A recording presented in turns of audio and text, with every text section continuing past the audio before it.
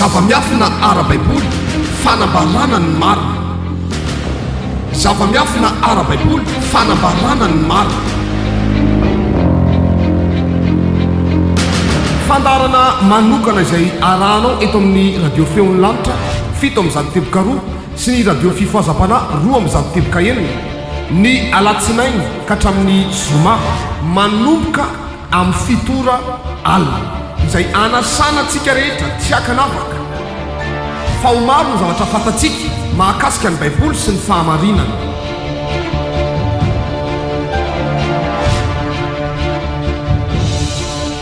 Koa azadino ary ny alatsinainy ka hatramin'ny zoma amin'ny fitora alina iarahanao amin'ny mpaminany Jehova mama Damour sy ireo apôstôly mpiara-miasa aminy. Zava-miafina ara-baiboly fanambarana ny marina. Zava-miafina ara-baiboly fanambarana ny marina.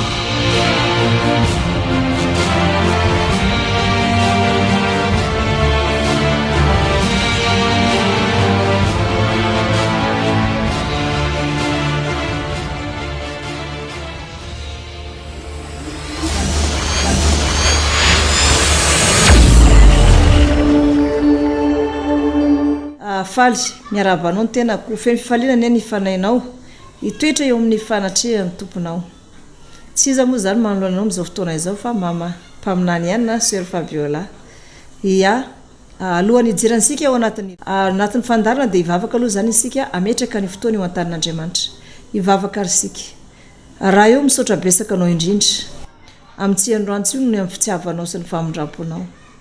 Lehibe sy magaga ny herinao ary lehibe sy magaga ny fitiavanao. Ianao no isaorako satria mbola nanome fotoana izay ahafahako mitoro ny marina. Ary ankehitriny dia mitantara ny tantaram-piainako izay trangam-piainana nisy tamiko a sorovavolombela amin'ny olona tsiraray avy mba entina hampaherezana an'izy ireo, hampahafantarana an'izy ireo ihany koa ny marina rehetra momba ny fiainako. Engany Jesosy Tompo ny olona rehetra izay andrehan'izany dia anana hery ihany koa izy ary hijoro hatramin'ny farany. Ary isy ny famanginao anatin'ny fony ary hazava aminy momba rehetra. Ny dera sy ny Lazara ny voninahitra ny ho anao rery ihany amin'ny anaran'i Jesosy Kristy Tompo anaovako izany vavaka izany. Amen. Ia. Tamin'ny maly moa zany isika efa niditra tao anatin'izay hoe ny tantaram-piainako izay ampahafantarana antsika mandritra ny tsia herinandro ity zany a dia ampahafantarana antsika izany hoe ny tantaram-piainako. Somary veriko kely ihany nanambara moa zany za hoe Fabiola Damour ny anarako fa ny tompo nanao ny anarako hoe Soeur Fabiola Damour. Izy zany nanao an'izay zay mifensony anahy hoe Soeur Fabiola ny fensony tompo anahy izy nanome an'izay anaran'izay. Ary nambarako tamintsika hoe za dia mbola velona raha isy reny ary manana piraita-po valy mianaday izay enina vavy dia roa lahy. Ny reniko dia be sy misaraka avy an-Tamatavy fa papanay kosa zany dia merina andrina avy any Ambohijatonan-kadina andrina ary ny dadabeako dia Jiosy izay miaramila pampandry tany tamin'ny ady lehibe tetsia Madagasikara zany tamin'ny 47 moa lalantsika azy bebe koa zany. Dia tao anatin'izay moa zany mbola kely papanay dia efa lasa ity lehilahy Jiosy ity nandeha nody any Betlehemanjoda any Israely zany. Ary ao anatin'izay dia nanambara izy fa indray andro any dia mbola hovangin'Andriamanitra ozy izy zany papanay satria hoe iloziny zanakao ka mboto ozy izy Jehova izao no hamelona azy. Tsy nety nanaraka anazy moa zany bebe anay dia rehefa tsy nety nanaraka anazy zany bebe anay dia voatery zany izy tsy maintsy nandeha nody ihany. Papanay kosa nefa zany mbola kely dia nanam-pahaizana ary tsapa misy hoe misy rana Jiosy mikorona ao anatiny dia mbola kely izy dia efa nanam-pahaizana dia efa talena orinasa anankiray fofifany anaran'izany orinasa zany mpikaroka mpanao fikarohana makasika ny kafe girofle dia ao anatin'izay ihany koa poivre karazana zavatra rehetrarehetra zany dia tao anatin'izay satria mpikaroka misy zany ny asany. Ary mbola kely izay na dia teo aza ny fianarana maro samihafa izay nataonay dia nampianarin'ny papanay an'izay fikarohany zay na dia zavatra mbola sy takatry ny sainay raha tamin'izany fotoana zany dia efa nampianariny anay. Papanay moa zany dia 7 taona amin'izao fotoana izao fa mbola mianatra manao karazana fikarohana, mamaky boky. Raha mbola hoe boky ka misy amidy na aiza dia fa ataony zany indraindray miakatra tsy Antananarivo misy avy any Vatomandry mitady karazana boky izay hovakiana zany. Ary ny tranony dia ny efitra misy azy ny efitra fatoriny dia feno karazana efitra maro misy karazana boky maro izay tena hoe tsy fahita matetika. Misy taona ary tena hoe boky avy any ivelany misy afarana rehefa misy fikarohana tena ataony. Dia papanay io zany araka ny lazaiko tamin'isika maly hoe rehefa marary izy dia mitantara aminay foana hoe ny raiko ane jiosy sy tahaka an'izao, tokony sy tahaka an'izao ny fiainako, tokony mbola lasa lavitra tamin'ny fianarana fa saingy sy teo anilan'ny raiko tsony dia ny reniko ihany taizana dia mbola tsy afa-po za amin'izao fahaizako zao, tokony mbola nohy fianarana na teo ny raiko niteraka anahy. Za tena mbola te hanohy fianarana, tokony mbola hatrany ampitan-dranomasina any mihitsy hanohy ny fianarako. Za tokony manana larana voalohany mihitsy amin'ny mari-pahaizana, tena hoe mari-pahaizana senanan'olona eto Madagasikara nanako. Fa nono hoe sy eo ny raiko dia zao ny farany vitako, nefa na izany ara dia ezaka ihany. Dia teo foana moa zany. Dia mitantara foana i papanay io zany ao anatin'ny aretina hoe jiosy ny papany. Misy fotoana izy mandeha any Montpera vazaha reny, mankany amin'ny fiangonana misy Montpera vazaha reny izy dia lasa mandeha ihany mitantara momba ny rainy nanao fikarohana. Sao dia mahita ihany ny toerana misy ny rainy io izay ny pampandry tany taty Madagasikara taloha. Tsy afaka atao anatin'ny saiko izay zavatra izay hoe fa manina moa miaramila jiosy no pampandry tany niarony gasy tamin'ny fanjanahantany taloha. Nefa ny baiboly ihany koa nefa n'izany rehefa nanjinika n'io tenin'ny papanay io zany za dia nahita tao anatin'ny baiboly fa ny gasy ihany koa dia anisany mba hoe nanavotra ny zanak'Israely tamin'izany fotoana zany. Dia miverimberina anatin'ny saiko foana zany ny tenin'ny papanay isaky marary hoe ny tenin'ny papany dia hoe hamangy anareo foana Andriamanitra ndray andro any. Dia tafiditra tanatin'ny saiko izay zavatra izay. Dia tao anatin'izay amin'izay mbola kely, mbola 12 taona za dia efa nanao fikarohana ara-baiboly. Dia hitako tao anatin'ny Samuela faharoa 7:20 hoe naran'i Jesosy Kristy tompana hoe Benaya Piratonita iday avy any amin'ny lohasan-drikany gasy. Ary eo amin'ny tantara voalohany 2:12 dia milaza hoe oray any amin'ny lohasan-drikany gasy sy Abela ary Batita. Amen. Zany hoe tsapako hoe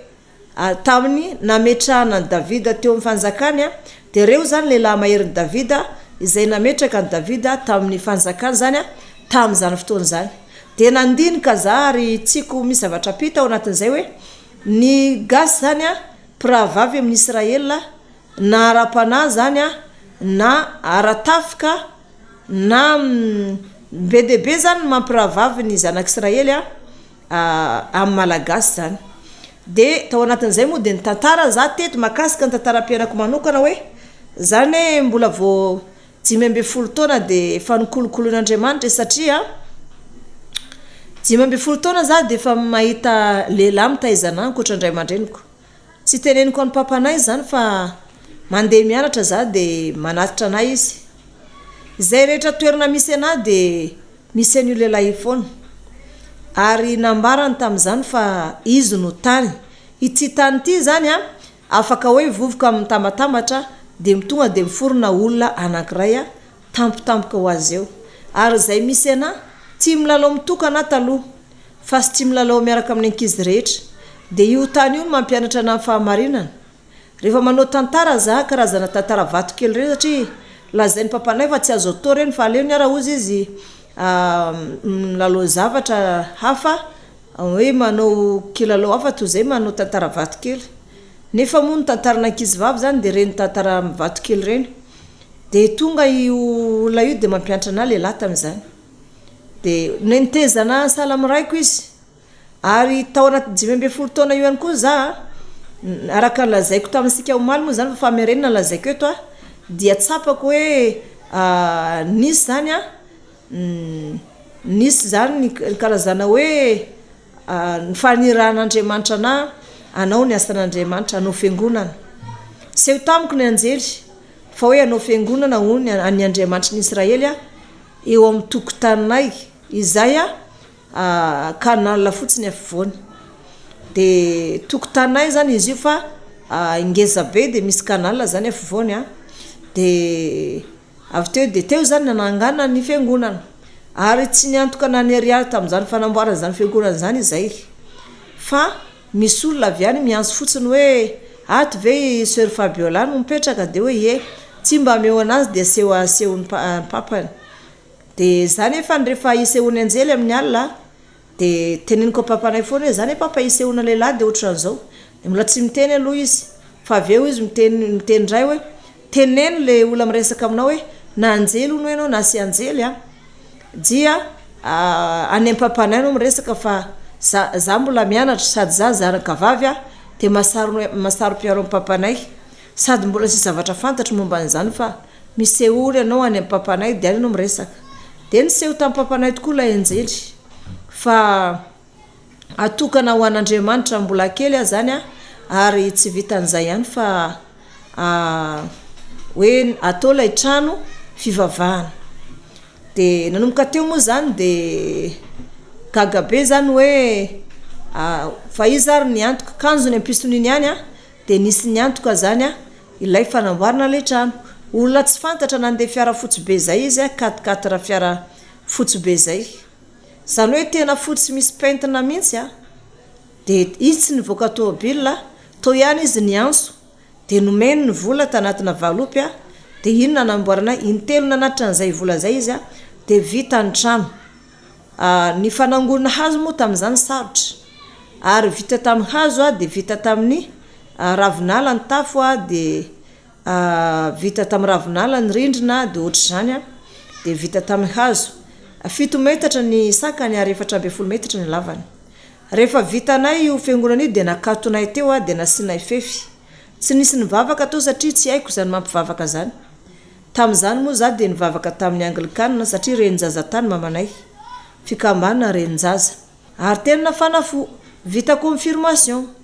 vita fisofandrano zazakely laizana hoe batisa reny vitan'ireny za vita confirmation za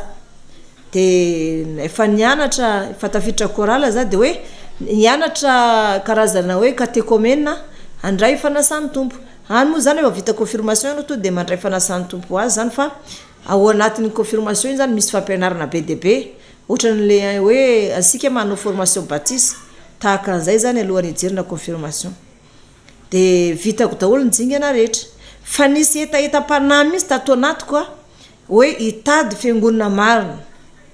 dia zany efa n'izany mandeha mivavaka io henoko fotsiny ny tenin'ilay pasteur io fa tsisy raharaiko an'izany satria hafa mihitsy zavatra tadiavin'ny fanahiko fa le zavatra torinao zany malemilemy be dia indraindray le toriteny atao ankira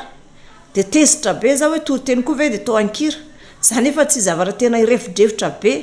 te hitanà mihitsy hoe tena atao mitresatresaka amin'ny tenin'Andriamanitra mihitsy tsy vatako tsy tena hoe sondrosondromina amin'ny tenin'Andriamanitra ny vatako tena atao mitresatresaka mihitsy ny foko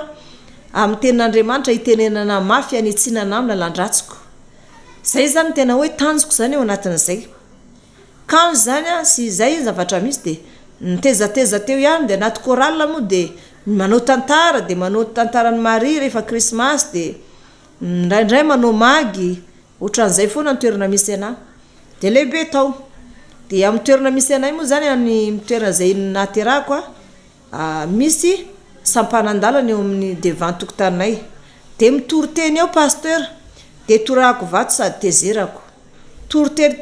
toriteny fahatano fa nga toriteny zany azo atao kalamanzany anaty fiangonana zany fa tenin'Andriamanitra zany masina sy azo tenitenenina tia vombaoka tsy zany sy azo tenitenenina sy tia sampanandalana zany dia nefa anaty baiboly misy hoe mandehana sampanandalana dia atso daholo ny olona ao amin'ny fanasana dia miady foana zany za dia Tamin'izany zany mbola mainty be ary rehefa nataony tombo fotsy za dia tsy afaka eto amin'ny tareko eto zany le loko mainty ohatrany hoe efa zay mihitsy zany zavatra tranga teo amin'ny fiainako. Dia rehefa tonga 17 taona za dia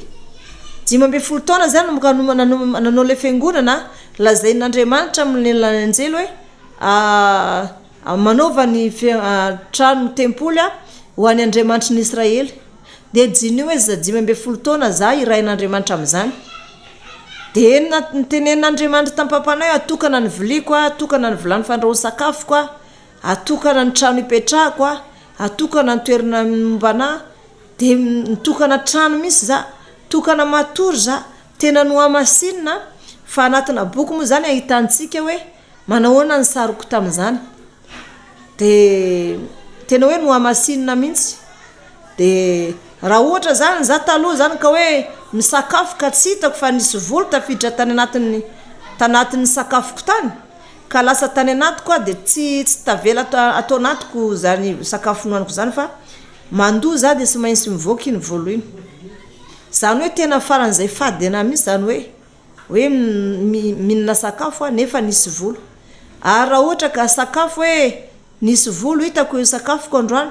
tsy misakafo mihitsy aloha za 3 andro fa mifady fa afaka 3 andro indray za vao mihinan-kanina satria faran'izay sy tiako mihitsy zany zany hoe feno volo zany. Misy taona za rehefa tezitra tao an-tranon'ny papanay ka zay moa valo piraitapo dia misy zavatra mahatezitra. Misy fotoana za rehefa tezitra dia mitady hiakatra velany an-danitra zany. Rehefa mirifatra mihazakazaka za dia miakatra ny tongotro dia enjehan'ilay anadahako za. Sy taona zay fa tafakatra 2 metatra miala amin'ny tany ny tongotro. Dia enjehana dia sotomina dia mianjera dia tratran'ny zareo dia afaka indray aloha amin'iny. Dia ohatran'izay foana zany ny fiainako hatramin'izay. Fa 17 taonako moa zany za zay vao nahita ny tompo teo amin'ilay raozy namboleko. Satria ilay raozy zany dia naniry tsara satria za tsy voninkazo mihitsy, tsy voninkazo tena hoe tiako zany voninkazo zany. Dia io zany mamelana dia hoe mbola voaloham-bokatra tamin'izany. Io baiboly io dia fantatro io fa tsy mbola nahita fiangonana mihitsy zany za tamin'izany, mbola sisy fivavahana sabata fa mbola zaho nangana sabata voalohany tao amin'izany toerana nisy anay. Dia fantatro daholo io baiboly io. Dia avy teo amin'izay zany dia mamboly raozy za dia hoe reto voaloham-bokatra. Dia raozy amboleko zany rehefa mamelana dia manitra be. Misy ihany koa amin'ny alina ny karazana hoe belle de nuit zany manitra amin'ny alina fa amin'ny antoandro kosa dia ny raozy ny manitra. Dia misy manga zay aminay dia eo am-potitra an'ilay manga foana zany mipetraka. Teo nahitako ny tompo voalohany izay nanome anahy taratasy fitiavana tamin'izany fotoana zany. Hoe fitiavana mandrakizay ny itiavako anao dia zany namparitako famindrapoko aminao dia resaka fitiavana hoe ao anatin'ny bokin'ny tonokiran'ny Solomona rehetra zany dia voasoratra tao daholo. Dia tadidiko zany zavatra zany. 17 taona za dia avy teo ndraiky mpitsy taminy amin'izay lasa nivadika fitiavana ranofo le izy. Dia tamin'izany fotoana izany efa nitantaraiko teto maly daholo moa zany zavatra rehetra. Dia tao anatin'izay nefany dia niala tao Tamatavy za, niala tao Ilaka Esta, Vatomandry toerana misy anay. Fa satria za tamin'izany fotoana zany hoe rehefa narary mpitsita amin'io lehilahy io dia tsy hitako izy. Dia ny pôzin'io lehilahy io nefa nanao bobotra ny blanc cassé zay ny lokony dia ho ny saron-doha izy. Saron-doha ohatrany hoe masalina reny mivalombalona amin'ny lohany zany fatorana. Tsy hitako mihitsy ny volony na kely aza. Izy tena hoe madio be. Izy nanome taratasy fitiavana anahy ary taty ariana za dia ohatrany hoe herinandro teo ny faneraserana. Dia taty ariana za lasa niraiky mpitsy taminy. 17 taona za tamin'izany. Nefa zay ao anatin'izay nefa mbola sy manala fitiavana. Dia nandeha fotoana dia niraiky mpitsy tamin'io lehilahy io dia avy tamin'io fotoana io nanovany anao fotsy. Dia satria zany farany mainty indrindra taminay piraitapo fa za zany lasa mainty be za zany mainty be fa mpiray-tapo amiko fotsy be nefa na izany aza dia tsy ny papanay be mihitsy za noho izay loko miavaka zay fa za na sorenanay ny loko satria raha voatra menseny zay dia ohatran'za foana ny ohatran'ny hoe mpanampy an-trano rehefa manao fianasasitra tsy Antananarivo dia rehefa tonga amin'ny tantinana manao vacances dia ohatran'ny hoe mpanampy foana za ohatran'ny hoe na tsiaro fanirikiliana za na tany am-pianarana azy tamin'io loko mainty io zany nefa mpiray-tapo amiko a tovy fotsy be ohatran'ny papanay daholo ity lehilahy ty nefa ny hitako teo amin'ilay rozy namboleko ny onanay teo amorony arabe izy nanovanay ho fotsy dia be dia be moa ny resaka nataonay araka nefa voalazako tamin'ny maly dia nandeha ny fotoana dia nididina za dia hoe mietrehitra zany samy ankizy am-pianarana dia hoe raha fitiavana zany na voadona dia fitiavana ihany no hanina manasitrana tamin'izany zany nitady fiangonana marina fa tsy nahita hoe aiza ahitana an'izany fiangonana vavaka sabata zany aiza ahitana fiangonana hoe misy mpitory-teny mirehdrehitra be dia tory-teny io tena mandrasandrasana na mihitsy mba ialako amin'ny fahazaran-drasiko dia aiza ahitako an'izany tonga tany rehefa zany efa ny tao anaty 17 taona hitra anaty fahatanjara mihitsy dia nididina kista za ohatran'ny hoe appendicite le izy dia lava be dia lasa tany amin'ny fitoerana kista dia nididina za dia ozy le docteur hoe inao ozy izy didina tamin'ny tranonjaza ka sarotra be ny fandidinanao ary lava be mihitsy le didy tena hoe lava be zany natratra teo amin'ny 20 cm teo na 20 cm zafady ny didy teo amin'ny kiboko zany ka inao izy izy aza tsy azonao to mikasika lehilahy mantra ny 5 taona fa raha tsy zany ianao dia tsy miteraka dia tao anatin'izay moa amin'ny fomba be sy mitsaraka rehefa hoe vehivavy tsy miteraka zany dia hoe miomana hijaly raha tokantrano na manam-pahaizana anao na manahoana dia rehefa tsy miteraka ianao zany dia sy maintsy hijaly zay zany ny zavatra atao anaty saina tonga dia fa fantatra ho azy dia tandry tena zany feno fitovolana atao opération za dia nakany tamin'ny zokiko vavy tany Tamatavo nipetraka rehefa nipetraka tamin'zareo za dia narary vavony be dia nandora dia nentina tany amin'ny fiangonana anankiray nivavaka sabata dia tonga tao za dia sitrana dia nivavaka tao foana ary rehefa tonga nivavaka tao ndray za dia niraiky pitsy tamin'Andriamanitra dia lasa nandeha tatsy Antananarivo zany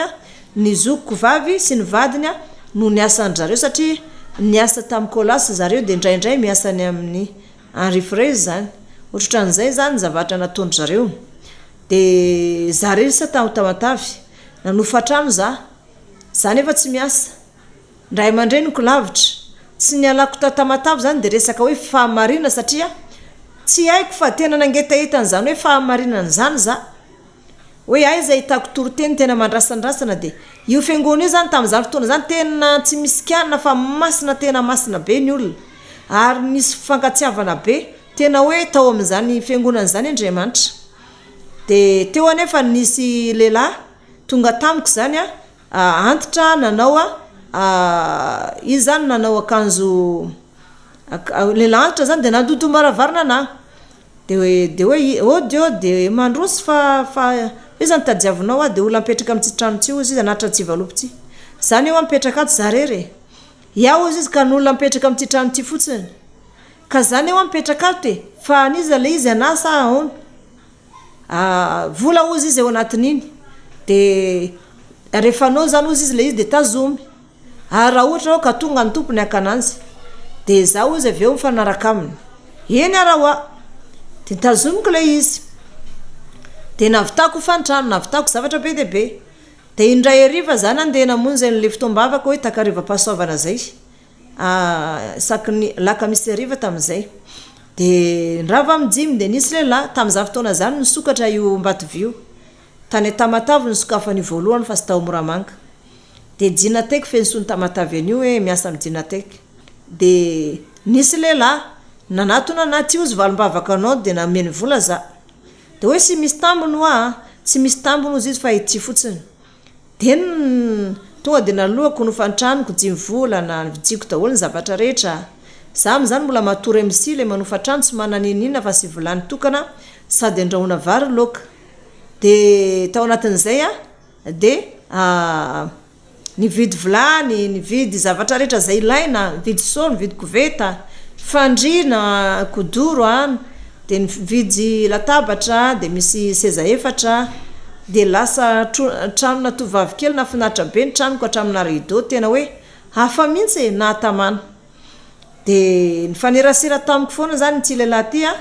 izay nieritriretiko fampiasa amin'jinatek izy hoe ambatovio zany dia satria nanontaniako ianao moa aho iza zaho ozy izy lehibe na orinasa anankiray fa tonga atsy aminao dia tao anatin'izay zany efa nandehaniny ny taonako zany dia efa nieritrretra vady dia nandehaniny fotoana 3 volana telo faneraseranay farany amin'izay za dia tomoko izy vavaka dia lazaiko ny pasteranay hoe misy lahy tonga ao amiko foana dia miantoka amin'ny fiainako dia lasa tia anazy za pasteur dia inona ny ataoko tomelo izy izy vavaka fa raha iara vavaka aminao izy dia anjara anao fa raha tsy mety miara mivavaka izy zany dia tandremo sao dia voafitaka amin'izany fa ny zanak'Israely izy dia mpiara-mivavaka amin'ny ihany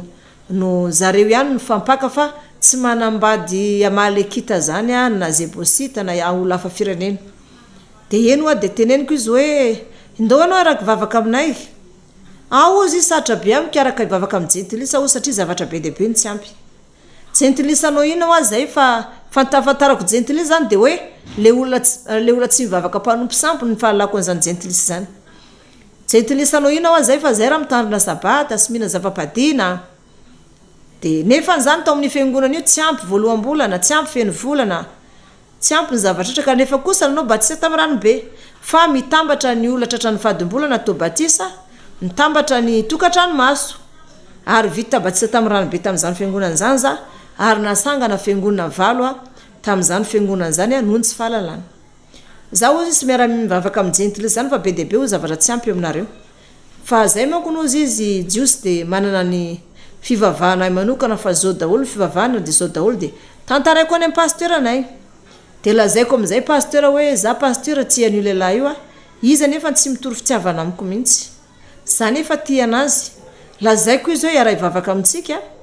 dia izy nefa milaza hoe izy tsy mety aminanjy no fivavahana jentilisa satria mifangaro ny olatra hatrany fadim-bolana hoe lazay maloto na hoe maloto ampaty mifangaro ao daholo nefa mangataka fanahy masina dia tsy mety aminy zany fa ohatrany hoe aminazy zany blasphemia dia tsy mety aminy dia teo natorony anao teo daholo ny zavatra rehetrarehetra fa marinina rehetra anaty baiboly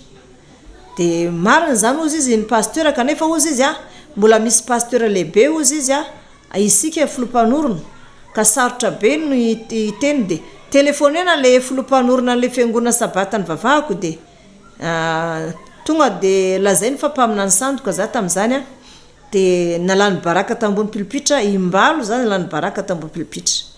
fa miditra amin'ny fiangonana anankiray miditra varavarana ray za dia avoakany roahany dia miditra varavarana anankiray koa za dia roahany dia mivoaka etsy amin'ny miditra dia tohanana eo za dia miditra koa ary ambadika ary dia ho velany sady mitomany mivavaka tena hoe mangeteta fahamarina zany fanahako nefa za roahany pasteur io mbola tany tamatavo za dia fandroahany fa za fotsiny mafilo dia nefa rano moa zany dia tao anatin'io fotoana io zany dia ty lehilahy ty zany fandray tamiko foana manao bobo ihany izy fa tsy tadidiko mihitsy io lehilahy tany le tany amin'ny toerana nisy anay le nanome taratasy nisy taratasy mpitiavana tamin'izany fotoana zany tsy tadidiko mihitsy dia fa rehefa ndraiko tsy taminy dia lazaiko ny pasteur anay hoe marary mpitiavana amin'io lehilahy io mihitsy za pasteur fa izy tsy miteny fitiavana amiko dia rehefa miteny aminazy za hoe za tianao dia hoe anao za mankaty tsony fa tsy mety zany hoe misiritra ampoly zany fa voalazan'ny baiboly zany hoe tsy azo atao misiritra zanga ozy izy maninona anao zany hoe ozy izy sy maninona anao fa hoe mitondra anao anabavy dia miantoka ny fiainanao taty arina moa lehilahy io zany dia lasa hoe ohatrany hoe sy zakako tsony dia niteneniko taminy hoe zao sy atakaloko ny Andriamanitra ivavahako ianao ny alako tanyrazana hitady an'Andriamanitra, hitady an Jesosy ary hitady toroteny tena toroteny mamaivay, toroteny mandrasandrasana ny fiainako anovana amin'ny fahazaran-dratsiko fa sy toroteny manafosafo. Zay hitanao zao newa mbola tanora kely fa foiko ny ray aman-dreniko ary mbola 12 taona namasina ho an'Andriamanitra. Ka hoana moa zany ianao andrebirebon'ny fiainako? Ianao ndray dia sy takaloko an Jesosy tompo zany ianao fa zao fotsiny tianao za akavady anao sa sy akavady ana fa rehefa tsy akavady ana dia ndanao mandeha fa tsy mafaly anaby zany fentohanao anazy zany fa misotranao fotsiny amin'ny vitanao tamiko rehetra fa zay ny zavatra tadiaviko fitiavana ny foa zany fitiavako. Dia amilahady zaho izy manome valinteny anao dia efa mivavaka zaho hoe Jesosy io raha anjarako iny lehilahy iny dia ataovy tafahoana tsara zay milahady. Dia amin'io napahany hevitra fa rehefa sy anjarako aleo zay isaraka any dia aza atao mahita nytavako tsony izy aleo izy tsy ho tonga eo. Dia tonga izy dia nitondra karazana voankazo izy nohaniny anankitelo angamba. Dia nizaha efa nampirimiko sara ny trano dia tonga amin'izay ny lera fisakafoana dia nisakafo izy zany sakafo. Izy sy mihinana ny tranoko zany izy sy mikasika zavatra ny tranoko zany dia izy miantoka amin'ny fiainako rehetrarehetra. Misy fotoana aza hoe ohatra hoe sy misy charbon ao an-tranoko fa za mahandro fatapera amin'ny charbon dia tonga dia misy olona fotsiny manatra hoe nisy lehilahy zay niona taminay tery dia anaterina charbon telo gonony ianao dia anaterina charbon za dia hoe lehilahy ohatra n'inona iny lehilahy iny ozy izy lehilahy fotsifotsy ohatra ny karana iny dia fa fantatra zany. Dia misy olona manatitra tongolo sy ny anana olona sy fantatra aby reto ozy izy ny bazarinao ozy izy le olona dia reto ny zavatra nampanaterina anao fa sao dia diso adresy ho anareo amty trano ty misy ozy fa lehilahy mivoaka miditra to ino ozy izy no nampanatitra antsianay.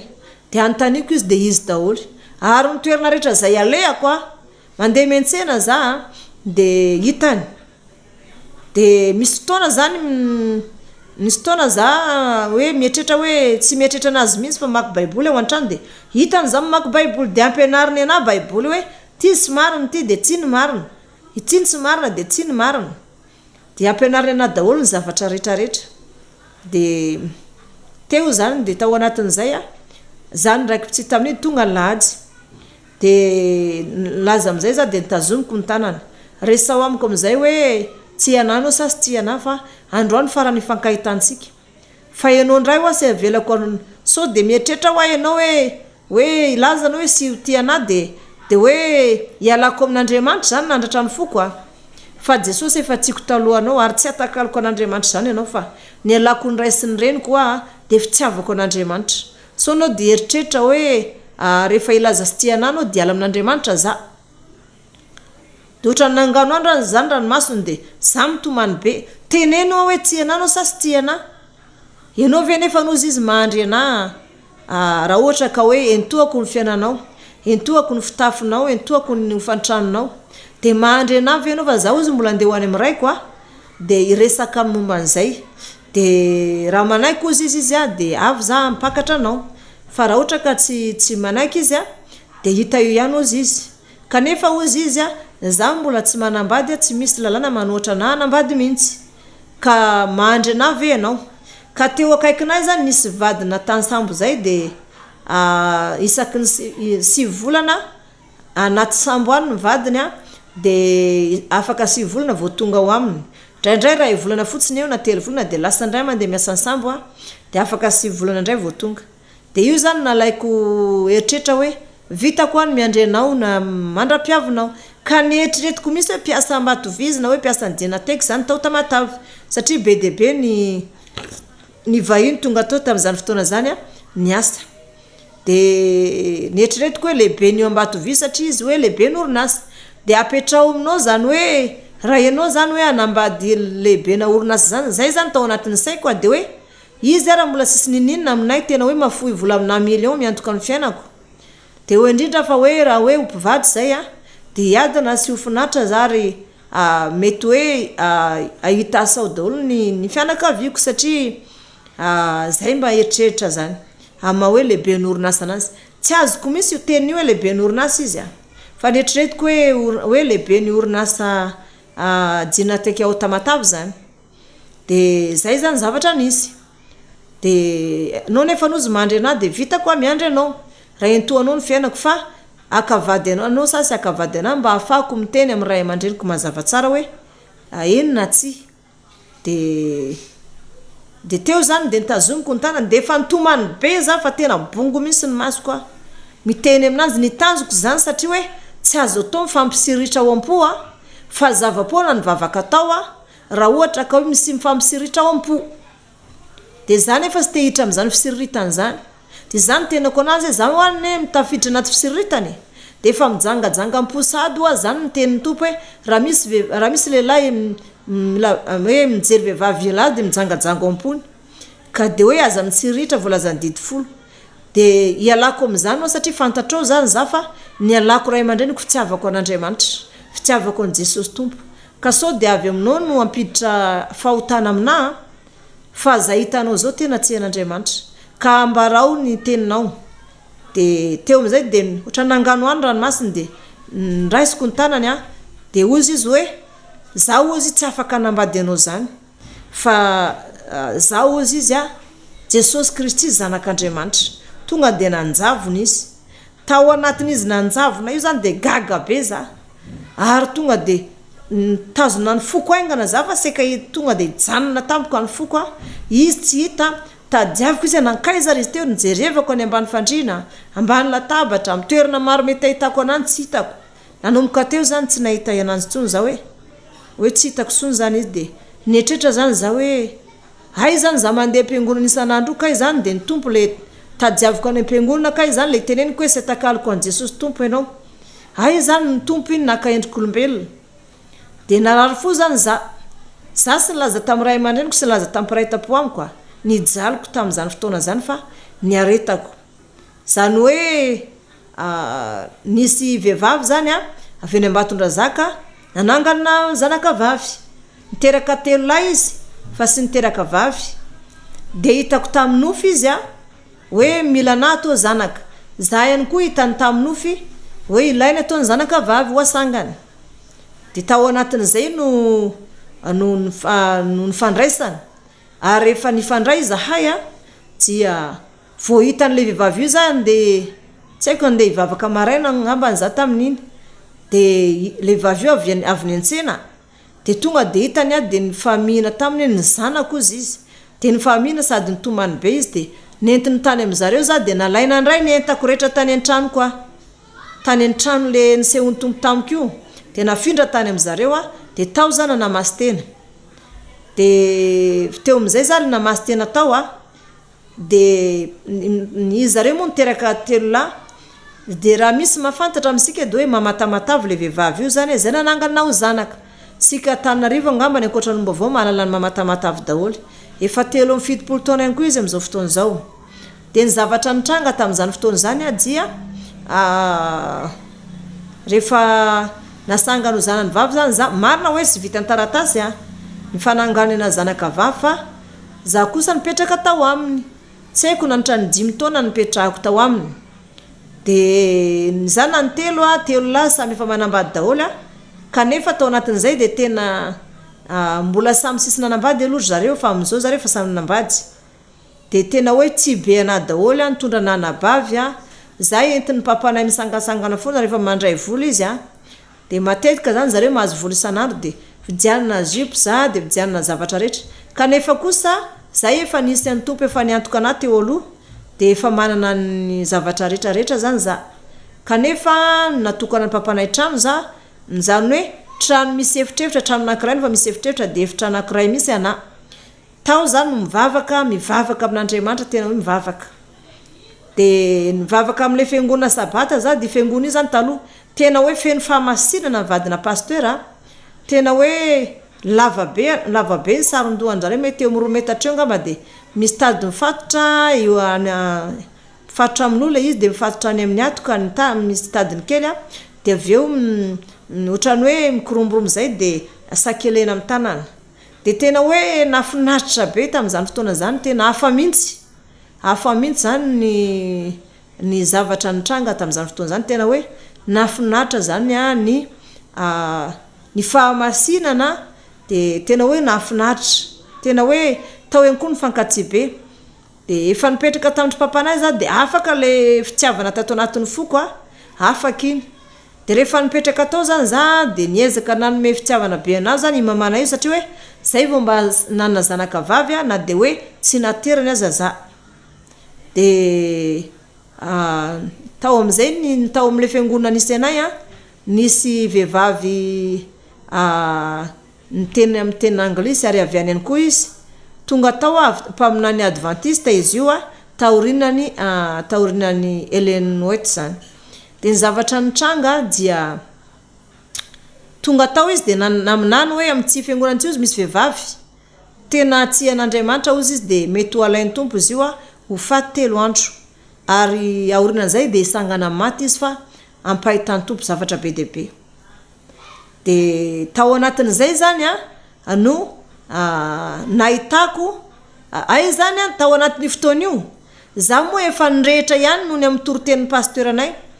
dia resaka elitisbita foana resahany resaka fahagagana rehetratra anaty baiboly fa ampiresahany daholo rehefa mitoroteny miredretra tena sy tafapetraka ambony seza tsony ianao fa tena misangana dia petraka misangana dia petraka dia tena misaotisaoty misambikimbikina mandray tenin'Andriamanitra mandeha miazakazaka ery aloha ary amin'ny altara manao fanatitra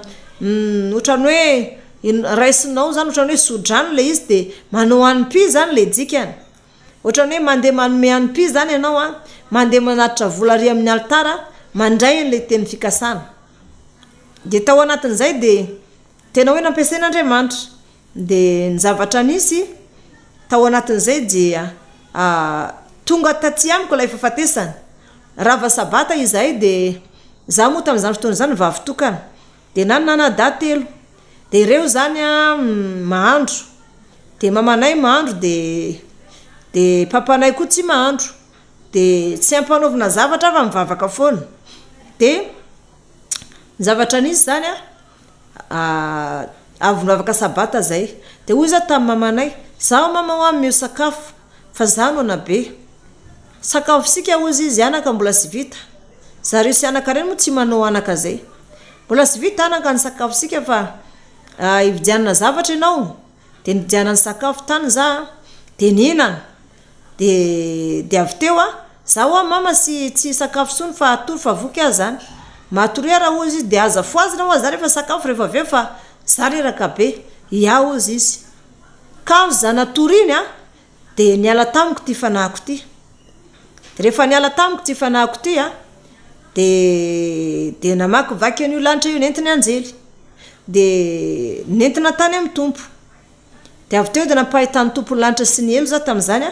dia nanotra boky voalohany hoe aza manota fa misy ny elo dia zay zany hoe 4 décembre 2010 nanoratako an'izay namoahako an'izay boky zay dia ny zavatra nisy ay zany io vatako io maty tao an-trano tao dia nantsona le pasteur zany mpivavaka anay dia no délivrance dia le olona tao zany no délivrance daholo nansona mpanao délivrance atao délivrance dia tadidin'le pasteur tamin'izany fotoana zany sy le pasteur filompanorona fa izy efa nialona anay hatramin'izay fa nanomboka teo zany le filompanorona efa nialona anay fa sy tiany za dia satria zany mitondra ny afatr'Andriamanitra tamin'le olona hoe inona ny zavatra hitanao dia nresahako tamin'mpino resaka fahamasinana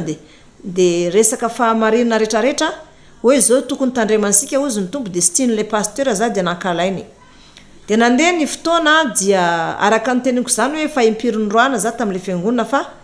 izy moa petraka tsy atanareo le filompanorona fa mpisolotena anazy ihany tany tamatavo nefa tiana tondrana zanaka le pasteur zany hoe avy le pasteur filompanorona io zany dia le pasteur fotsifotsy zay le pasteur manaraka ananjy dia izy io sara toetra be sady mampome dia mifankazo tsara ny toetranay dia izy zany rehefa tsy eo le filompanorona dia mivavaka ao ihany fa rehefa tonga le filompanorona dia mankany amin'ny zanam-piangonana za dia tonga dia fa mianso anao izy hoe aza mankety fa tonga le filompanorona fiangonana dia tonga dia mivavaka any ambadika any za na tsy ivelany fa tsy mivavaka ao anatiny dia rehefa amin'ny fahatelo andro amin'izay dia teo amin'izay zany efa nasapa daholo ihany ry mamako nanangana anazy zany satria manana reny roa zany dia le ray niteraka dia le ray nanangana de mama Tamatavy zany le nangana ho zanaka fa mama Lakesta Jerusalema le nangana le niteraka na mama niteraka fa le Tamatavy le mama nanangana zany de tao anatin'izay de tadidin'jareo hoe zao zany le tena hoe tena fikasan'Andriamanitra de afaka telona nefa fa ny fahatelo tongo papanay de nisehona anjely tany zany papanay tranondry mama koa ny Tamatavy tsy hainy za irery fantany hoe mipetraka Tamatavy za tranoko mipetrako tany Tamatavy hitany nitadiaviny tany za fa tsy hitany fa Andriamanitra nampahita ananjy hoe ry trano reny misy ny zanaka ao de za vo nisangana tamin'ny maty mbola misarita bolo mbola vo misakafo vo lefa tsy kelikely misotro kely zany jite tamin'izany nohaniko de tongo papanay tao an-trano de nitantarainy mamanay tany Tamatavy moa zany hoe zao ny fankaitanay zao nandraisana anany zanaka de vita aloha zany tamin'iny de fa nahitany hoe lanitra zany za tamin'izany fotoana zany de fa nahita an'izany hoe helo zany de tonga teo indray zany de nisy vehivavy anankiray indray rehefa tapitra zay fotoana zay de nanoritra boky aloha za de niakatra taty Antananarivo tao amin'ny 3 frères zany de nivavaka de rehefa tonga tao de mivarotra boky zany ny olona rehetra mivarotra boky daholo de za mivarotra boky marina fa sabata mivarotra boky io satria zay le fomba zany de mitondra boky zany za avy an-trano de amidy eo de le mpivavaka reny zany mivavaka sabata sady mividy boky ary boky karazana CD na toritena pasteur isan-karazany amidy eo nefa andro sabata satria tsy mbola nalala fahamarinana tamin'izany fa mba hoe mahita toriteny miredretra de mba hoe mba misakafo ny fanahy zay zany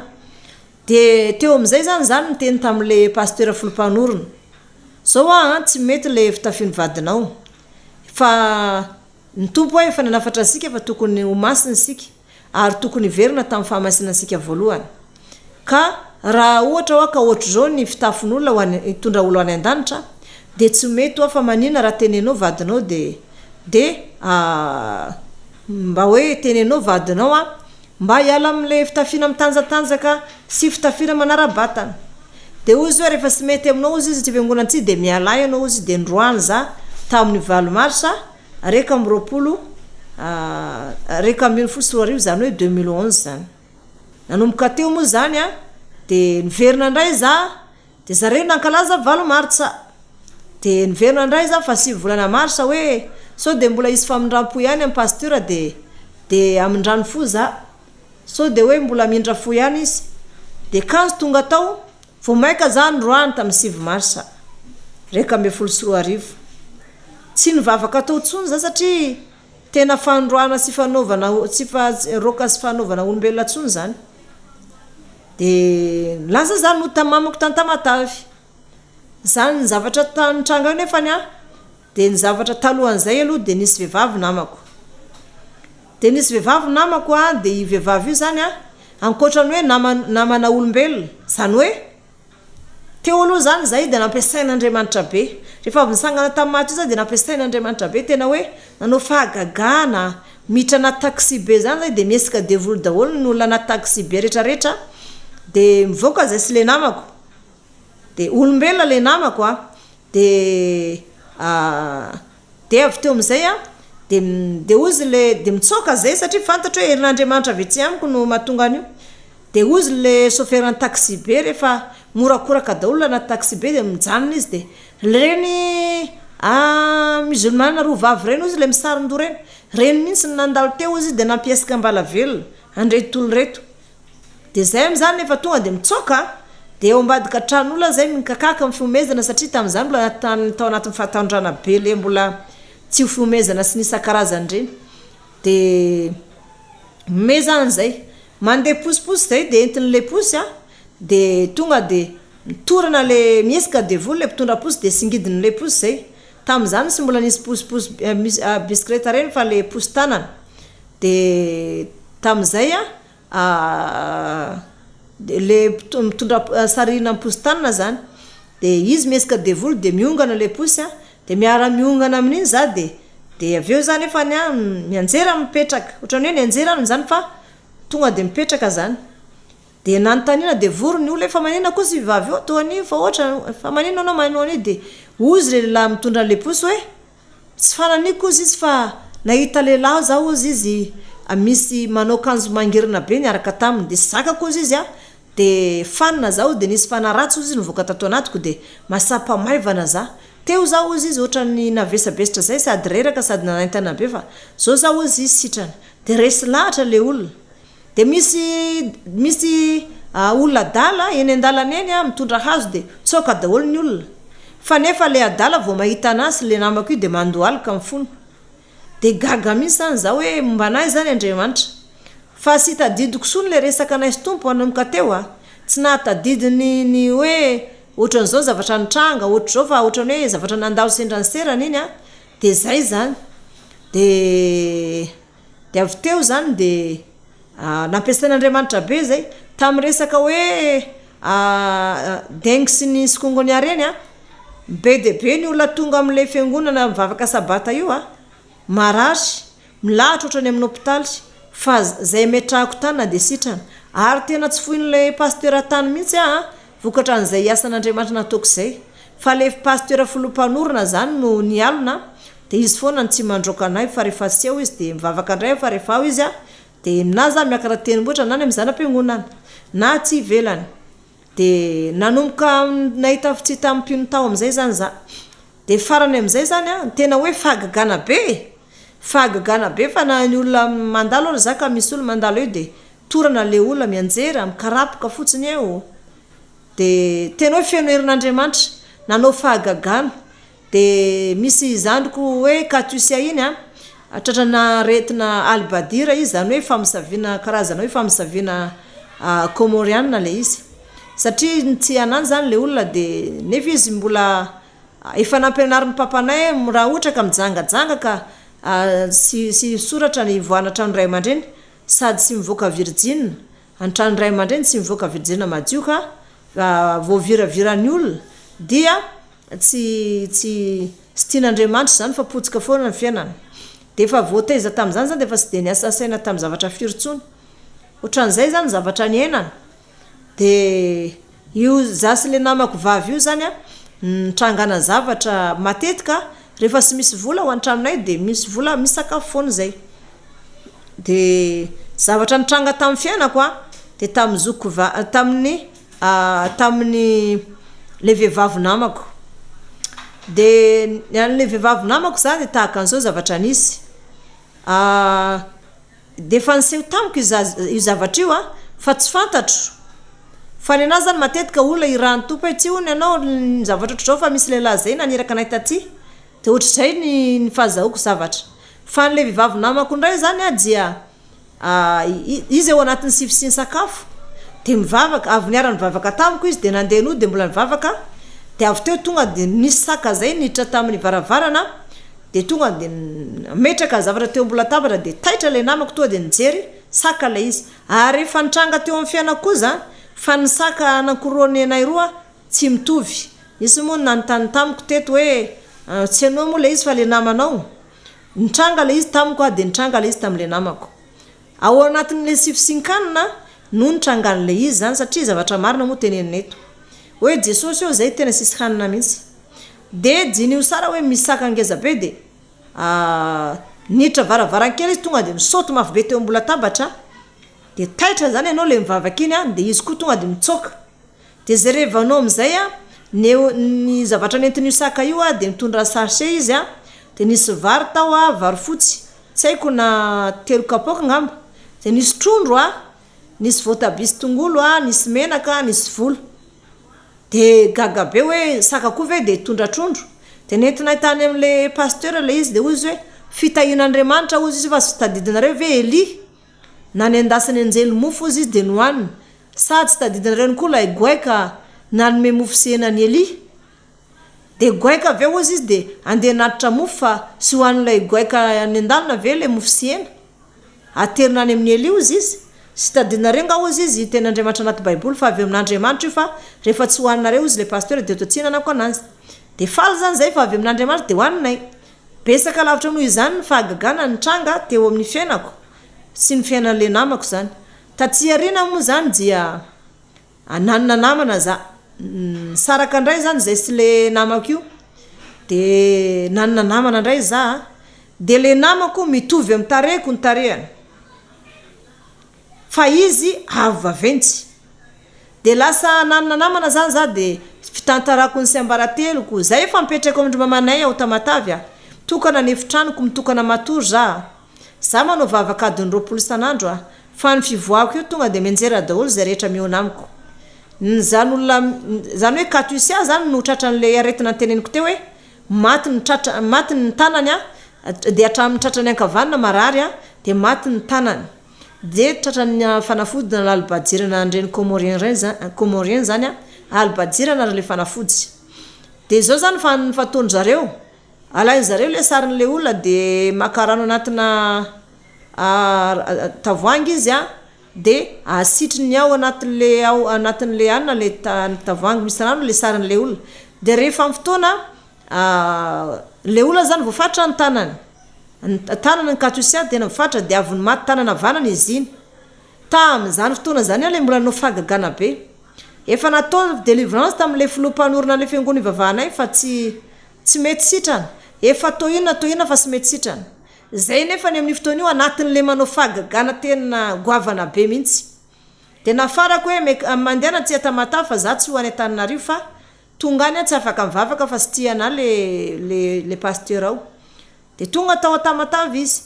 de voniraisiko ny tanany de tonga de afaka de sitrana ny tanany de izy hitanareo any iny sitrana le olona momba tsy miteraka vao metrahako tanana ny kibony de miteraka de tam'izany fotoana zany de be de be ny olona momba tsy miteraka metrahako tanana de sitrana maro ny olona hoe maty tanana fa metrahako tanana de sitrana ny tanana sitrana eo de orakora-pifaliana tsy misy ohatry zany eo am-piangonana tena gaga za tamin'ny fampiasan'Andriamanitra ana fa adiny 20 isanandro ny vavaka nataoko za koa moa tam'izany papanay nanambola de manakarama olona izy manasa lamba zareo de ny lambako ihany sasany mamanay de za sady tsy mahandro sy manao de mivavaka foana satria fitahina ao andray mandreniko nananganay ho zanaka zany ny vavaka zay ataoko sy ny fanampian'izy ireo anazy zany resaka fanasan-damba de sakafo de tao anatin'izay de atokana ny sotroko atokana ny ana de tonga teo am'izay anatin'ny fagagana io de nahita vehivavy mitovy tare amiko de mitovy endrika amiko izy de mifampiresaka miditra ao antranoko tsy hitandry afa le namako hoe olombelona le nanao fagagana tamiko fa afa ndraytsy za sy mafantatra anazy hoe izy fa olombelona fahitako anazy de miresaka zay hay zany izy mivoaka miditra am'tranoko io tsy hitandry mamanay izay roa miara mivavaka ao an-trano tsy hitandry mamanay de mitantara am'izay izy de mitantara ny zavatra rehetra de mpinamana be zany zahay de nitantaraiko taminy sy ambarateloko hoe zany ohatrohatran'izao de ny tompony le olona de tsy hitatraminy zao de samy vita fa misy fotoana zany nentotompo tany amin'ny lanitra de hitako izy fa izy vonina de tahaka ny masoandro ny tarehiny de tsy mahajoro manoloana azy fa potraka tanteraka ohatrany sistolany reny sady rehefa miteny izy de misy sabatra rolela mivoaka mivavany de ohatrany masoandro ny tarehiny de ny volony tena fotsy be de tsy fantatra hoe izy marina ve le niteny tamiko sa inona fa tsy mampiasa ny saiko koa zany fa zavatra efa lasa de miresaka amiko eo zany le vehivavy amam-bolana ny fampiresanay ary isanandro sanandro ny vahatongavan'le vehivavy de farany am'izay izy io hitako nisy elatra farany am'izay zany izy io hitako nisy elatra de rehefa nisy elatra zany izy de io zany io vehivavy io no hitako zany izy nisy elatra de gagabe za de niseho tamiko farany de ozy ianao nga misy elatra hitako misy ho anao teo nanidina nisy elatra izany ve ozy izy eno nefa de nitarehiko ihany nitareha ny feoko ihany ny feoany de gaga de hay ozy izy hitanao zany hay ozy izy fa manaraka ho fantatrony mombana lasa izy de tsy hitako tsony de ohatrany tsy hitako tsony zany le namako io de nandeha ihany ny fanompoko nandeha ihany ny fanompoko tao Tamatavy daholo zany tantara zany tsy misy tsy mahalala anazy zany hoe Tamatavy zany tam'izany fotoana zany de nandeha zany anao missionnaire nanangana fiangonana valo tamin'ny fiangonana io ary tena mandroso misy ny fiangonana entiko amin'le zamanao fahagagana toren-kalamanjana za tonga de sa manao defi hoe iza daholo ny jamba iza no metrako tanany hoe mahiratra iza ny mararendo avy ametran-tanana sitrina eo ny asy marehetra ny tondra beky tonga de misangana eo tena fahagagana sy misy ohatrany satria libra be misy zany malalaka ny fotoanako ivavahako am'le hoe misy mpahandro sy mpanasa lamba mbola sy niasa loha tamina fiangonana ty za tam'izany satria mbola tsy nisy fiangonana kristiana miaravavaka fa mbola tany am'izany fiangonana zany no mivavaka tam'izany de zany hoe tsy nanana fotoana eritreretina fiangonana zany za fa de tena zay fahagagana amin'ny toko am'le hoe ankalamanjana zay de voro mivaoka de aveo de misy fiangonana mijoro eo de misy fiangonana mijoro eo de aveo de valo zany le fiangonana tahaka an'izany de tany Manora zay fa nangana zany fiangonana zany de 700 ny mpino de nandeha ny fotoana de avy teo am'izay de za le nantsony tompo tany an-danitra io zany tam'izany fotoana zany nampahitany tompo an'izany ny tavany de nantsony tompo zany ianao izy antsoko anao ny asako de teo anatrehan'ny tompo zany tany an-danitra de nefa jiny hoe mbola tany amin'ny 2009 za nantsony tompo zany za nantsony tompo itondra fiangonana io de mbola tsy haiko zany mitondra fiangonana fa taty amin'ny 2012 taty amin'ny 2011 zay za voaroka tao am-piangonana de seka ivavaka zany za tamin'ny fiangonana anankiray mivavaka sabata anankiray fa tsy naresy latra ana le fomba fitafy mitanjatanjaka de nivavaka manokana tao an-trano za de nanomboka teo ndray zany zany efa nivavaka manokana tao an-trano de toizako ihany zany tantara hoe am'le namako vavy de tsy hitako sony izy rehefa hitako ny tsy ambaratelony hoe tsy olona izy fa fanahy fa maka endrika olona fotsiny de rehefa hitako izy fa mananelatra de lasa izy nandeha tsy niverina intsony magagana nefa mitovy amin'ny tarehiko ny tarehany de mitovy amin'ny feoko ny feoany ary mitovy mihitsy zay fa izy fotsiny ny avaventy raha anjanona angamba izy rometatra de teo io ndray nanorana ny zavatra rehetra ny fahamarinana rehetra anaty baiboly io mila hoaisy anjery mihitsy ny ampianarina an'io hoe zao ny fandehan'ny zanak'Israely nahoana moa ny zanak'Israely izy ny 12 toko amin'ny zanak'Israely ny antsoina hoe zanak'Israely fa ny Joda ihany natao hoe firenen'ny Joda fa hoana izy misy an'izany de teo zany de gagabe ny amin'ny fampianarana de ny zavatra anaty baiboly io fa tena hoe hoay tsy anjery misy tam'izany fotoana zany amin'ny fampianarana tsy hitako tsony le namako de nanomboka teo am'izay zany rehefa tsy hitako le namako de manomanina be ananjy de mbola tao an-trandro mamatamata ihany ny tamatavy de tonga ndray ny tany le nitezana tam'za 12 taona iny indray no hitako teo de ny zavatra nisy ndray zany izy ndray zany no nanampy anahy de vo hitako izy tonga de fantatro ohatran'olo efa fantatro ianao hoe eo izy zao izy ny tany de eno tadidiko tam'za 12 taona nitezainao iaho izy fa ampianariko anao izy manao voyage astral satria zany izy tokony ataony zanak'Andriamanitra hoe amin'ny antoandro izy eto ambony tany fa amin'ny aly izy any an-danitra raha ohatra ka olona tsy manambady tahaka anao zao na manambady raha izy ka miteny zareo mivady hoe samy manamasy tena mambolana samy mikarakara ny fanahany de mavita an'izay zavatra zay de fa ny olo mativady sy ny olo tsy manambady izy tena afaka malalaka tsara de satria masina zany de nampianarana za ohatr'izao izy de za matory de nampianarana miala tao anatiko hoe miala ao anatinao ny fanahinao izy de ny vatako iny zany petraka eo de ny fanahiko zany miala ao de aveo de entiny am'izay toerana rehetrarehetra de nampianarany tany za hoe nampianarany tany hoe zany izy no tany manerina ty zao tontolo zao ty de be ny zavatra vitako zaho sy ny Andriamanitra ray izy ny tena mifandray am-po de aoka soadinao izy fa ny olona rehetra eto ambony tany izy de fantatro nisan'ny olona manerana zao tontolo zao rehefa misy olona teraka androany de voasoratra anany anarany iny teraka androany ihany na dia zao ny anarany. Dia efa tonga domen'Andriamanitra anao hoe iny misy teraka dia zao ny anarany dia teraka androany izy dia amin'ny fotoana ohatr'izao izy maty. Dia hoe maty zany izy. Dia efa misoratra eo izy zany ny andro afatesana. Dia efa tsy dia manahirana antsony zany hoe mijery raha ohatra ka misy fotoana afatesana satria efa eo zany ny andro izay avelomany aterahany ary eo ihany koa zany ny andro zay afatesana. Dia mandeha zany ny fotoana dia nampianarina hoe ny zavatra maneran'izao tontolo zao izy ny olombelona rehetra dia voaisako daholo. Dia ny maty ozy izy vao maty androany tonga dia voasotrana lisitra. Ny tantaram-piainan'ny zanak'olombelona rehetra ozy izy dia araka ana daholo. Raha mbola ambony tany ianao mipetraka ozy dia fantatro daholo ny zavatra atao ary aza manantena no Fabiola eo amin'ny fitsaran'Andriamanitra ozy izy raha ohatra ka hoe manota. Be dia be manko nozy mpanompon'Andriamanitra ohatr'izany.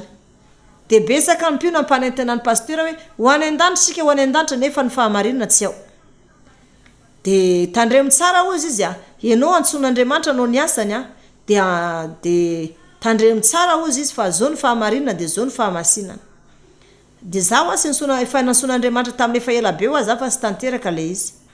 Dia jinio tsara ny fiangonana tany Lankesy dia efa vita amin'ny fa nipetraka ao dia teo amin'izay zany dia nampianarina za manao an'izany voyage astral zany. Haiko ny miditra ao anatin'ny vatako dia haiko ny miala ao anatiny dia mankany an-danitra za. Dia nentiny tany za any ambanin'ny tany any,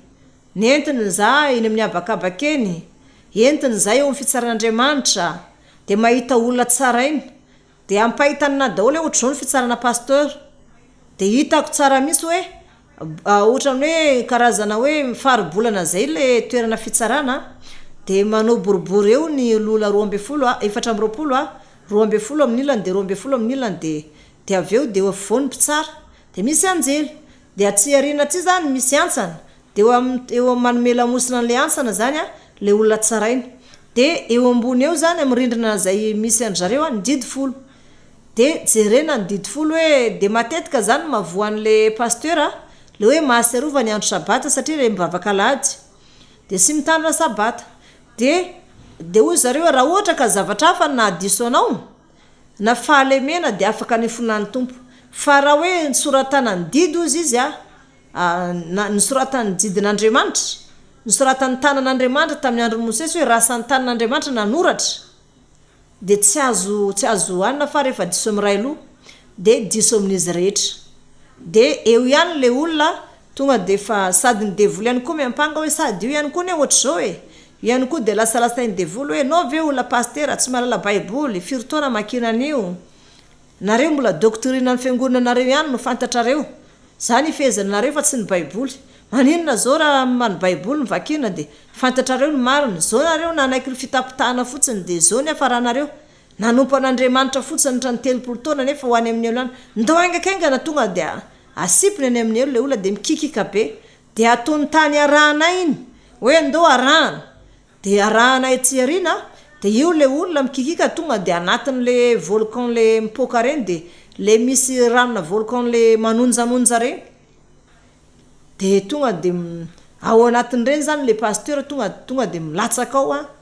dia mikikika tena mibarara mikikika fa tsy misy famonjena satria diso tamin'ny ray loha dia diso amin'izy rehetra.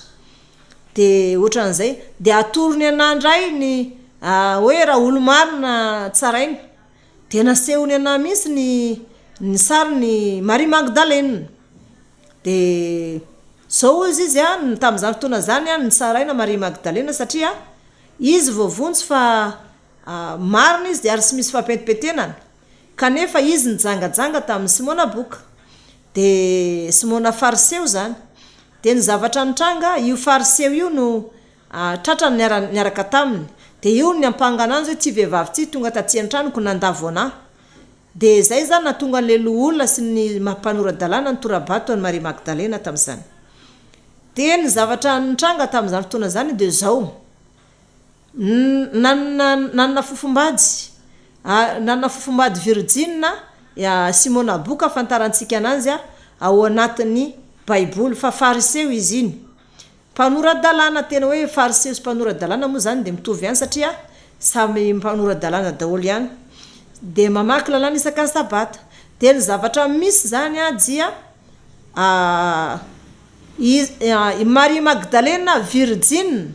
no niaraka taminy voalohany nefa lay fofombadiny izay mbola sy vady Virgin ihany koa de izy zany sy te hanambady ny Marie Magdalena de tonga de Marie Magdalena nitorino hoe tsy vehivavy tsy tonga taty an-tranoko nandavo ana de tsy meloka za satria izy nandavo ana de satria zany raha ohatra ka hoe fantatra niaraka ta Marie Magdalena izy nefa le fofombadiny tiny nefa mbola Virgin dia tsy afaka hanambady le vehivavy izy fa mba tiany hanambady le vehivavy Virgin dia melohany Marie Magdalena de voeloko Marie Magdalena de nivonjeny tompo hoe aoka zay sy nanao taminareo itorabato ananjy de tam'izany fotoana zany avitra ihany Marie Magdalena zany de nitanjona nilay fariseo hoe Simona Boka zany de hoe rehefa maty Marie Magdalena de na de lavo taminy azaza satria maty izy torambato de afaka manambady an'ilay fofombadiko mbola Virgin satria maty le olona nirahako voalohany zay zany ny tantara mahakasika an'izy iny mazava tsara mihitsy de le fofombadiny nefa ny vita ny famofona vita ny fampakarambady de ny fomba ny lehilahy zany tam'izany fotoana zany averina any amin'ny vadiny zany averina amin'ny ray aman-dreny le vehivavy zany hoe ny jiosy zany de Virgin no ampakarina ary amin'ny fotoana zay ampakarana azy iny de efa misy hevitra ieran'izy ireo matory tam'izany fotoana zany nefany natao ohatran'ny fampakarambadiny Jakoba zany hoe niara-natory efa vita ny famofona efa vita ny fampakarana zay vao niara-natory de nefa sy Israely tsiny no natory taminy fa le de tahaka an'izany iny koa zany rehefa vita famofona zany de mbola Virgin lay vehivavy zany ny zany hoe fa niaraka tamin'ny Simona Boka izy ndray mandeha de avy teo nandeha nanao vacances tany amin'ny ray aman-dreny fialan-sasatra nisy fety firavoravona atrehany tany de maty tany izy de avy teo moa zany de nandeha am'izay fitsarana ny Marie Magdalena hoe izy aminareo reto satria nanomboka teo zany Simona Boka sy nanambady i Marie Magdalena nefa nanonitra ny otany tao an-tranony Simona Boka mihitsy rehefa niditra tao ny tompo de tao an-tranony Simona Boka mihitsy no tao amin'ny tany zay nalavo ananjy tao zany no niarenany de tao zany no niarenany de tao nantondrany menaka manitra tamin'ny tompo de nakosany nitongotra ny tompo tamin'ny menaka manitra sy ny ranomasony izy ary namoaka zany tamin'ny volondohany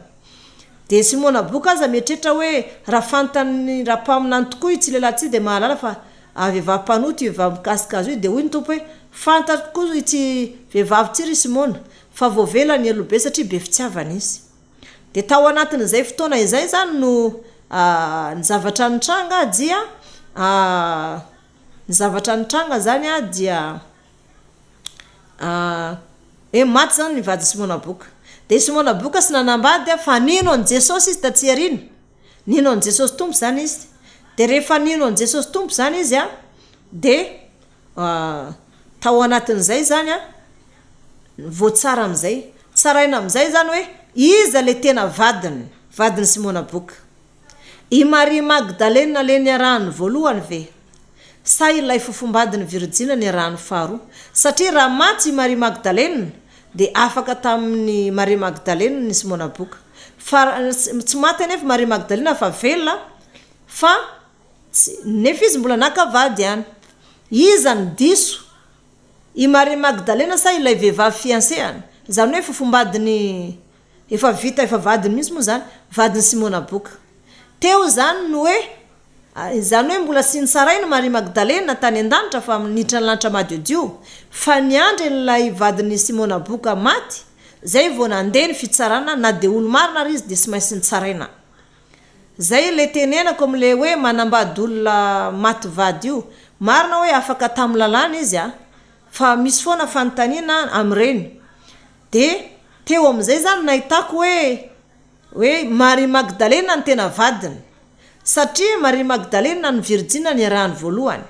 fa saingy no izy te hanambady azy dia nyteneny hoe vehivavy io tonga tatsy an-tranoko nandavoana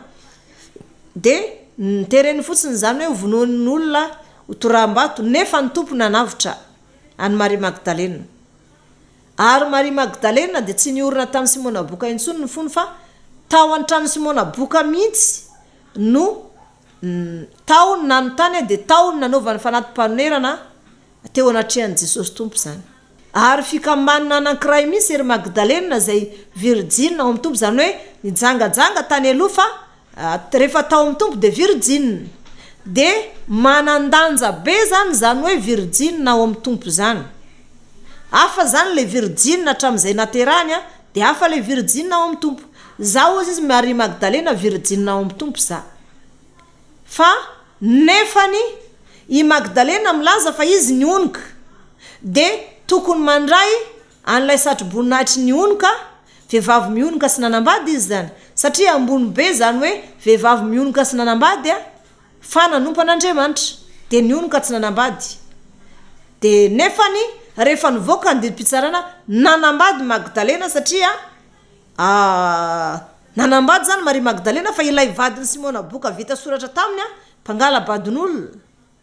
Dia teo zany hoe jinio tsara zany hoe le ray niarahany voalohany Maria Magdalena dia nikasaina ho toram-bato mba hahafaty anazy dia afaka Simona mahafariseho azy satria manana karazana hoe fofombadiny koa izy izay virgine hafa. Dia Maria nefa namindrany tompo fo dia tsy maty Maria Magdalena nefa nampakarina ihany koa zany le fofombady dia avy teo matsy.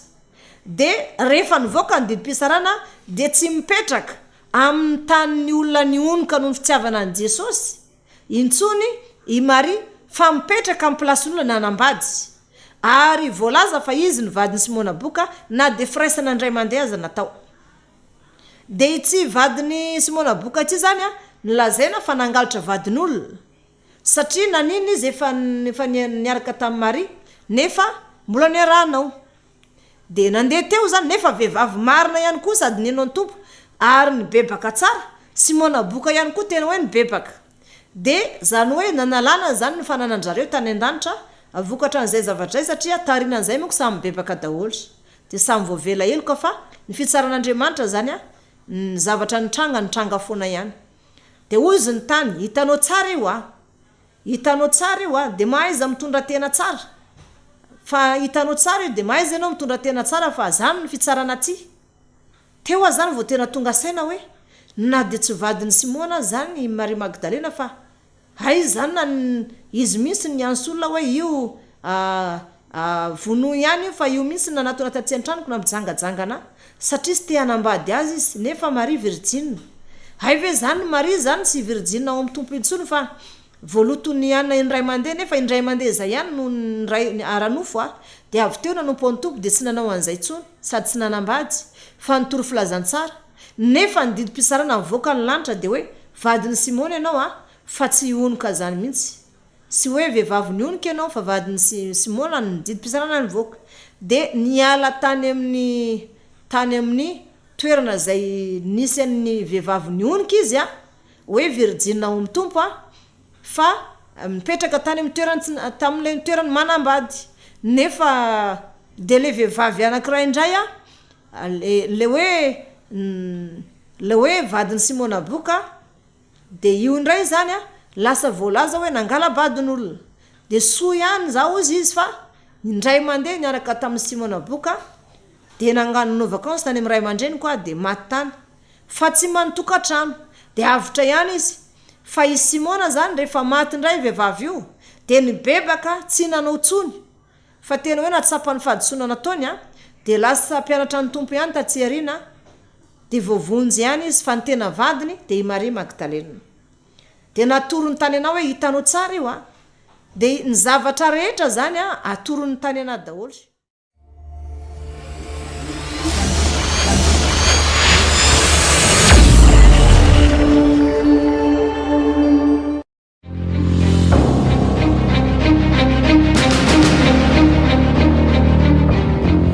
Zava-miafina ara-baiboly fanambarana ny marina. Zava-miafina ara-baiboly fanambarana ny marina.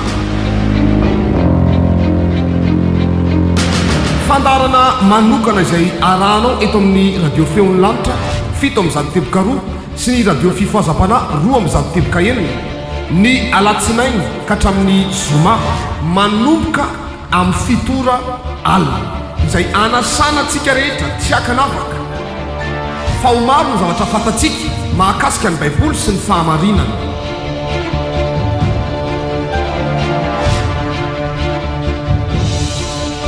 Koa azadino ary ny alatsinainy ka hatramin'ny zoma amin'ny fitora alina iarahanao amin'ny mpaminany Jehova mama Damour sy ireo apôstôly mpiara-miasa aminy. Zava-miafina ara-baiboly fanambarana ny marina. Zava-miafina ara-baiboly fanambarana ny marina.